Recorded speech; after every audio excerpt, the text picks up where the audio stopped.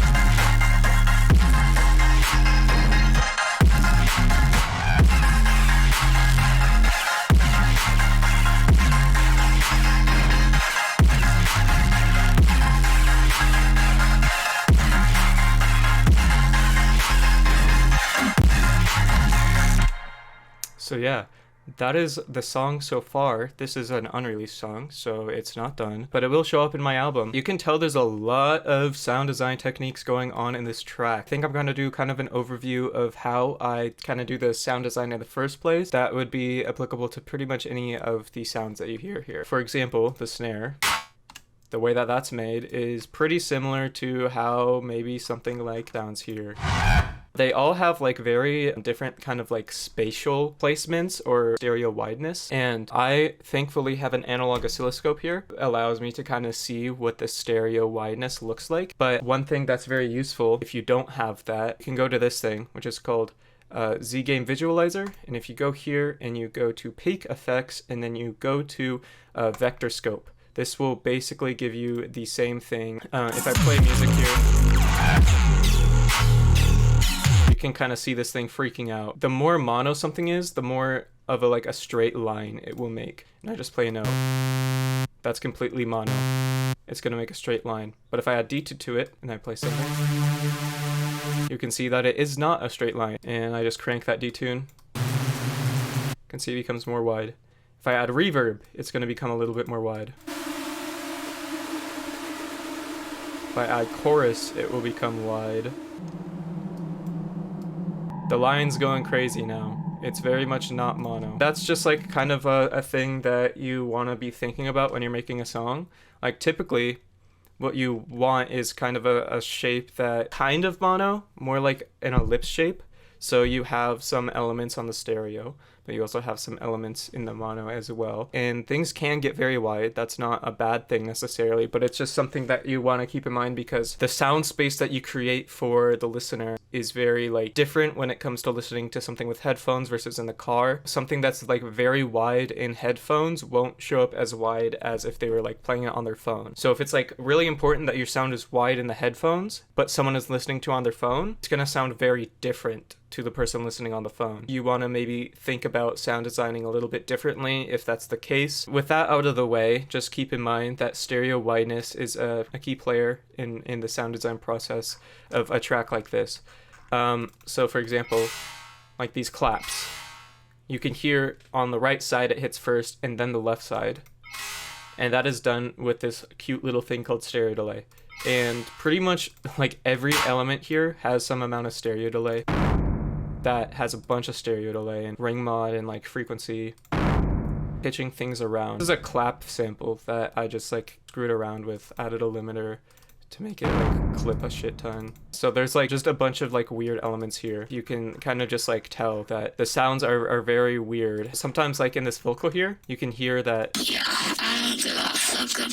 phasing with each other because there's some stereo delay on that one and no stereo delay on this one, which allows it to have a very wide stereo, but also sounds pretty mono in the same way, because the sounds aren't different, but it is played with a little bit of offset in the left and right ear, which causes it to sound pretty wide. That can be done to kind of separate your sound from another sound. So basses usually have some mono to it, the very low end. Sub is always mono, but then when you go to your mids and highs, those become more and more wide, with highs usually being the widest, although that's not a set in stone rule that you have to follow. And then for this intro part, I got a comment on this from my friend who listened to this track. He's like, what the fuck? Crazy ass sound. And you're right, it is a crazy ass sound, and I wish I could show you a tutorial on how to make it, but to be honest with you, I turned my mic on and I turned my speakers up and it just started creating a feedback loop. So that's just all done with speakers and stuff. And then I messed around with stereo delay, pitch, informant. This is what the raw sound sounds like. So it still sounds pretty trippy, but it's not any crazy sound design. Mess with the feedback and you'll get some crazy ass sounds. And then these really stereo delayed reverb claps come in. And you'll notice this reverb isn't a classic reverb. It creates this weird tone, and that's due to combing. So the way that the reverb works with the pre-processed effects or pre-computed effects on FL Studio is more like a delay than a reverb. A classical reverb will apply kind of a filter to it, a cutoff, and that will cause it to dampen, Well, FL Studio doesn't do that. It just creates like a really short delay, then the volume is cut off sequentially, so you get this like tapering effect. But the thing is that there is no filter cutoff, so it causes the frequencies to overlap and phase out with each other, thus creating a Combs filter. You can hear that tonality there. And it's just like an interesting thing. Usually you don't prefer that, but what I've noticed is a lot of interesting songs that I like have things that I don't prefer, but they use it in a way that makes it interesting and unique. So, you know, maybe something that you usually wouldn't prefer become a new technique that you want to implement in some type of way. This is basically just a stretched out version of this clap. So you can see the time is just like changed here. So that's the sound. And if I change the sound to be just like very long, and then I make sure that the pitch stays, you can like get some crazy, very metallic sounds just because of that combing filter. Also stereo delay. Stereo delay also causes cool wideness and interesting sound. And then at the end here, we have this pitch modulation that kind of drops the sound down into this pit, and that pit becomes this 808. That is crazy. It is a crazy 808. And, you know, it's one of those 808s that's just like, how was that made? I don't even know how I came up with the idea, because it's a stupid ass idea. But that's just what you got to do. There's nothing crazy about this 808 per se, except for the fact that it's put through a vocoder. So this is what it sounds like. There is this MIDI out here that's controlling the serum that's put onto track 3. And there's a vocoder that takes the input of track 2, which is side chained to track 3, and then applies the resonances of the serum to it. So you can see here, there is no serum playing, so it won't resonate. But if I play a serum, you can see that it causes those resonances to occur. It sounds like someone's going like into the mic or whatever. And that's kind of exactly what a vocoder is supposed to do. It's supposed to kind of simulate human voices, and you can kind of think of it as in bands, and that's kind of how it's distributed here. So instead of using a resonator, it uses bands that act similar to a resonator, but in a more natural vocal type of way. You can see that like the sound changes. So if I change the band size to very peaky and very sharp, you'll hear a lot more of those chords playing. There's this thing right here, and this is also going to change the tonality. And then this one's going to change the pitch of the input, so that would be the serum. If I turn the serum to like here, it's going to move it probably like 6 semitones down. And this is 12 semitones up, 12 semitones down, and then no pitch modulation. By like adjusting those settings, you can really get a lot of different weird sounds. And then for these vocals, they're my vocals, except I just format shifted them, pitched them around. Yeah, so you can see that it just sounds very weird. And then to get the wideness out of there, I added a chorus, and then there's like an OTT, an origin on there that's responsible for literally nothing. I don't think anything is on. Anyways, high pass filter, chorus at like 50%. Yeah, and then for drums, we have the side chain going on here, and what I usually do is I route side chain to track 15, and then I go over here and I say dock to left. So side chain is always going to be right to the right of my master track, and then I'm able to just modulate the volume or the level of that mixing track every time that we have any type of really loud percussive sound, so a kick or a snare. And then also something cool about this vocal is that it is formant shifted throughout the song, so you can kind of hear that changes. Just a cool little thing that you can do to your vocals to spice it up a little bit and add some variety. So that's kind of like the breakdown for all of these sounds. Later we get to this part and it becomes a little bit more melodic with this pad coming through. And if you want to know how to make pads similar to this, you can check out my video on Ambient Pad, and that's just using Fruity Convolver or a convolution reverb. The impulse set as white noise, and that's just going to give you this like very blurred ethereal sound. And that's being low pass and high pass to kind of just solo out those mids. The vocoder is faded out to kind of a more natural 808 here. And then you'll notice this like really weird like choo choo choo. And that's kind of using a similar technique to what you'll see in my How to Flume video. The difference is that I'm using hi-hats here, and then I'm just automating the level of track 8. Track 8 has a phaser on it, and then the phaser max depth is also being modulated to give some movement to the phaser on cue. You can hear it kind of making that sound. And then later on in this part of the song, you'll hear that as well. For this part, it's kind of just like a fading into a different part of the song. There's these cool little things that I use sometimes that you'll see, like this patcher here. It's kind of like Endless Smile, except it's a patcher that I made myself. So I call it a riser dropper. So if I turn this on, you can kind of hear it like fades everything out. But if I turn on this riser, you can kind of hear that it adds kind of like some phaser, some high pass, some reverb, and that's all done with this kind of whole thing with like a bunch of formula controllers and shit. This is really stupid and hard to do, so I wouldn't recommend doing it, but I was just interested in like doing it to see if I could, because I like always do the same effects for my risers and stuff, and I was like, if I can like do this once and then never have to do it again, why don't I just do that? So that's what I did. Now I just have basically two knobs that I can control my riser and my fade out with. If you want this patcher, it's gonna be on my Patreon. Make sure you go check that out if you're thinking about maybe buying a patcher. And also with tier 1, you get all my audio in lossless format. If you're an audiophile and you want some audio files, then there you go. The next thing that you'll hear is this like weird like choppy thing. For this sound, it's actually just a pad put through a granular synthesizer, and I'm using Quanta. So kind of anywhere I play, it'll chop out this pad into a bunch of grains and then put it through this effect rack that has a compressor on it. And then we have an LFO tool on the cutoff for the 12 dB low pass filter. And then we have a volume cutoff as well. I have the source position being modulated, so the sound kind of like changes as it goes on instead of just being stuck in position, which is always nice to have a little bit of ear candy to keep the listener listening. We have the vocals come back in, and I just use a reverse reverb here. That's basically done by just soloing out like the first syllable of a sound, slapping a huge reverb on it, and then putting an Edison down. And then when you start the track, you immediately pause it and then just let the reverb decay. And then once the reverb's decayed, you can stop recording, put it back into your project, reverse it, and kind of fade it in. Here we come into like the kind of second drop where we have the claps kind of fade in, and then we have the vocals being chopped, kind of everything come in here with this crazy ass 808. There's not too many crazy effects on here. It's mostly just EQ, limiter, compression, EQ, limiter, compression until you get the desired sound. Like, I'm not gonna pretend like this is some like crazy mastering of sound design. It's really just like slapping shit on and slapping compressors on and slapping distortion on. Like, this is a stupid EQ curve.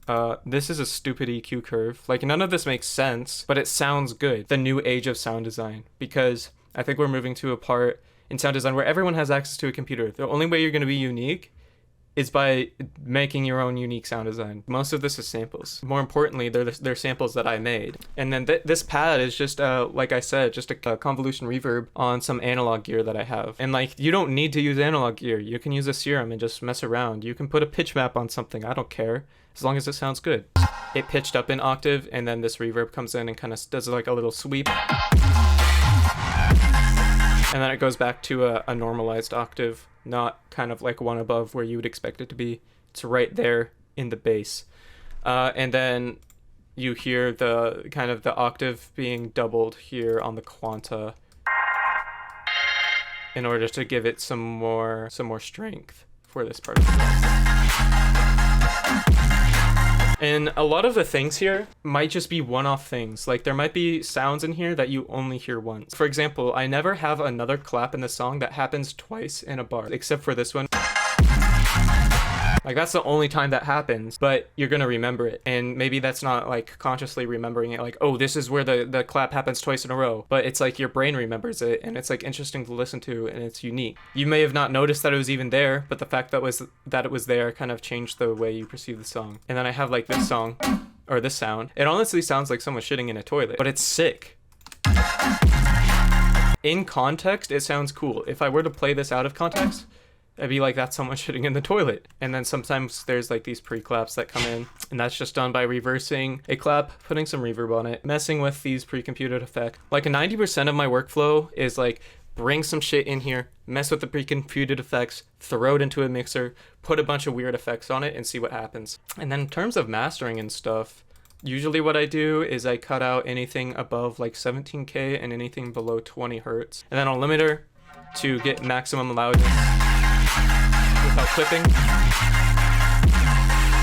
So you can see this like whole layer is kind of clipping. In fact, I could probably turn this down.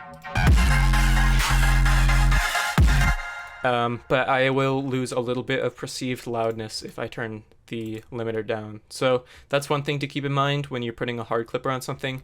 Your perceived loudness actually does change with the amount of gain, but when you turn the amount of gain up, you lose dynamics, and you also lose some high-end clarity because most of your high-end will start to turn into white noise.